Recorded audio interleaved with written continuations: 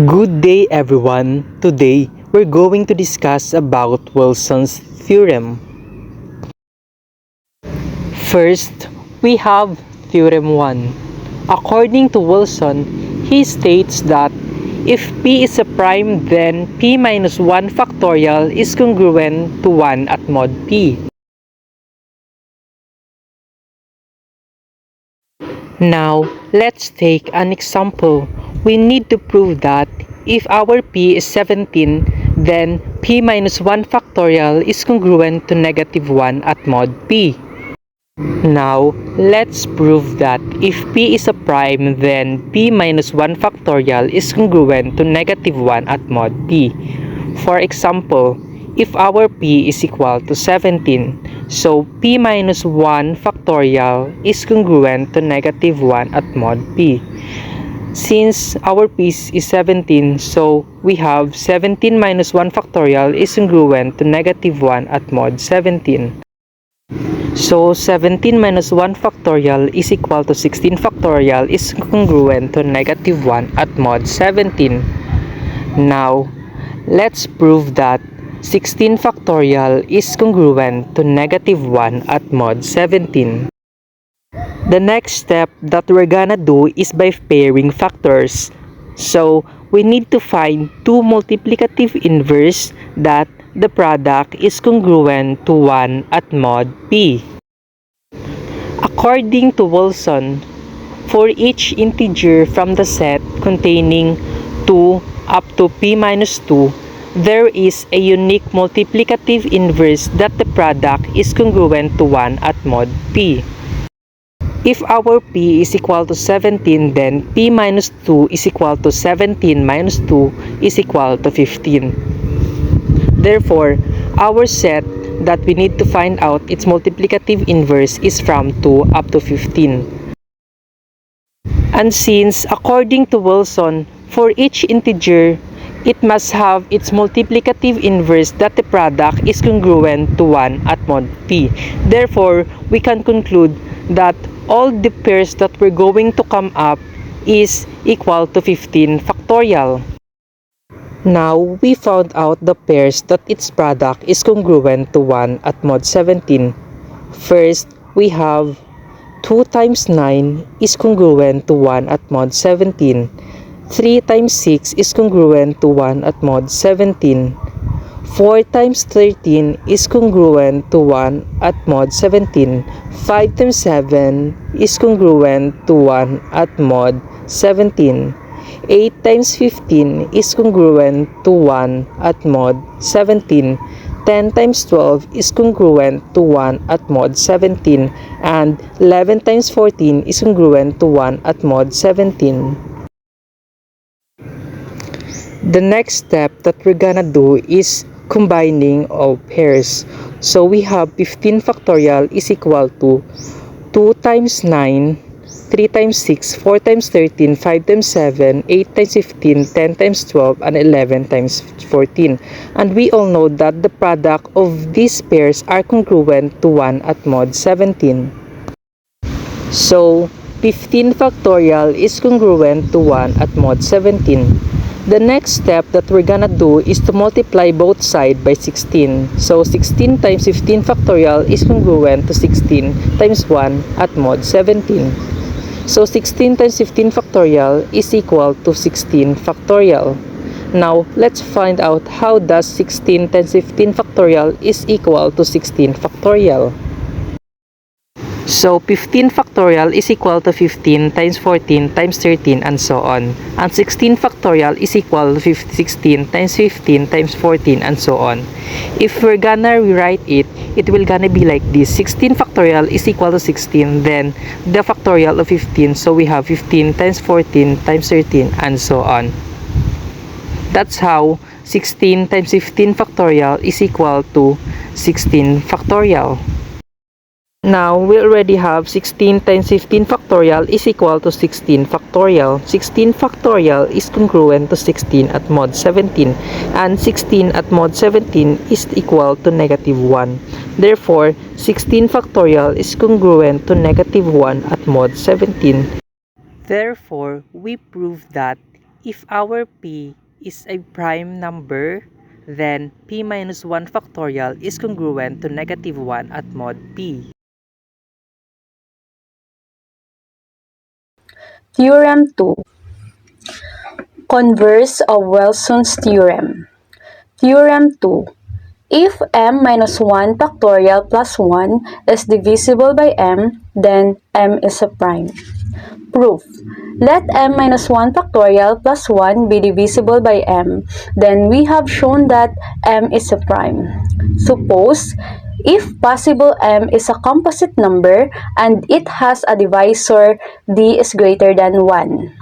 Therefore, d is greater than 1 but less than m minus 1. So, d divides m minus 1 factorial but d does not divide m minus 1 factorial plus 1. So, m does not divide m minus 1 factorial plus 1. So, this is contradiction, hence m must be a prime. Now, let's take an example. If m is equal to 19, now let's find out if 19 minus 1 factorial plus 1 is divisible by 19. If we're going to write it in an equation form, it will gonna be like this. M minus 1 factorial plus 1 is congruent to 0 to mod m.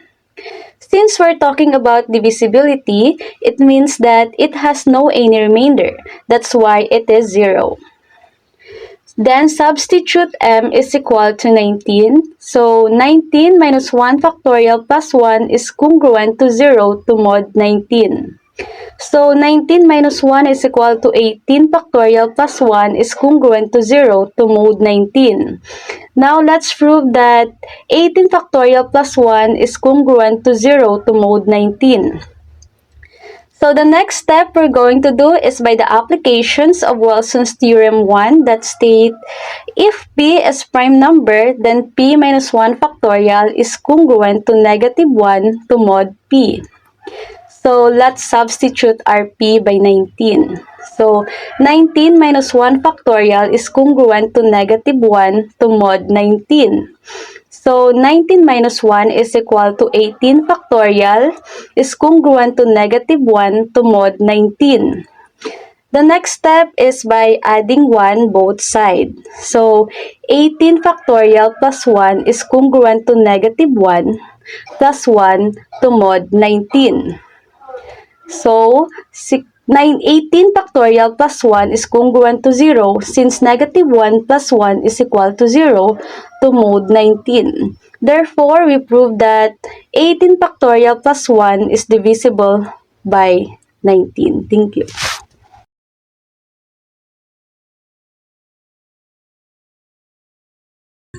Theorem 3.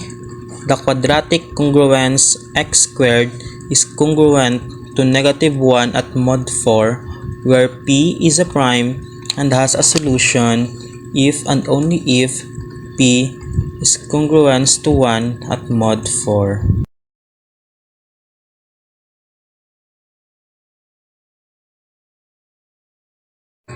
Before, let's prove that our p is congruent to 1 at mod 4 if our p is equal to 17.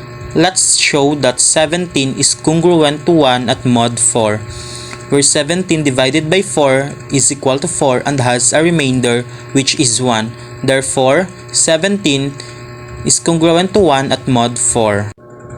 Let's take another example if our p is equal to 11. Let's show that 11 is congruent to 1 at mod 4. 11 divided by 4 is 2 and has a remainder 4. Therefore, 11 is not congruent to 1 at mod 4. Therefore, we can conclude that not all prime numbers will satisfy the condition p is congruent to 1 at mod 4. Let's take an example if our p is equal to 13. Then, 13 divided by 4 is 3 and has a remainder 1. Therefore, 13 is congruent to 1 at mod 4. Therefore, x squared is congruent to negative 1 at mod p, has a solution, or we can rewrite it as x squared is congruent to negative 1 at mod 13, or x squared is congruent to 12 at mod 13. The next step that we're gonna do is to apply the brute force method. A brute force method is also used in solving x squared is congruent to negative 1 at mod 4. Involves testing each integers from 1 up to p minus 1. If our x is equal to 1 up to p minus 1 and our p is equal to 13 and p minus 1 is equal to 12, therefore, our value of x is from 1 up to 12. Let's find a solution by finding the value of x if its square is congruent to negative 1 at mod 13. If our x is equal to 1, where x squared is equals to 1 squared is congruent to 1 at mod 13, and if our x is equal to 2, x squared is equal to 2 squared is congruent to 4 at mod 13. And if our x is equal to 3, x squared is equals to 3 squared is congruent to 9 at mod 13. And if our x is equal to 4, we have x squared is equal to 4 squared and equals to 16 is congruent to 3 at mod 13. Where x is equal to 5, we have 5 squared is congruent to 12 at mod 13. And if our x is equal to 6, we have 6 squared is congruent to 10 at mod 13. And if our x is equal to 7, we have 7 squared is congruent to 10 at mod 13. And if our x is equal to 8, we have 8 squared is congruent to 12 at mod 13. And if our x is equal to 9, we have 9 squared is congruent to 3 at mod 13. And if our x is equal to 10, we have 10 squared is congruent to 9 at mod 13. And if our x is equal to 11, we have 11 squared is congruent to 4 at mod 13. And if our x is equal to 12, we have 12 squared is congruent to 1 at mod 13. Now, we find out that our solution are if x is equal to 5, we have 5 square is equal to 25 and it's congruent to 12 at mod 13, and also 25 is congruent to negative 1 at mod 13. And if our x is equal to 8, we have 8 squared is equal to 64 and it is congruent to 12 at mod 13. And also 64 is congruent to negative 1 at mod 13. Therefore, the congruence x squared is congruent to negative 1 at mod p has a solution if our x is equal to 5 and x is equal to 8 and if our p is equal to 17.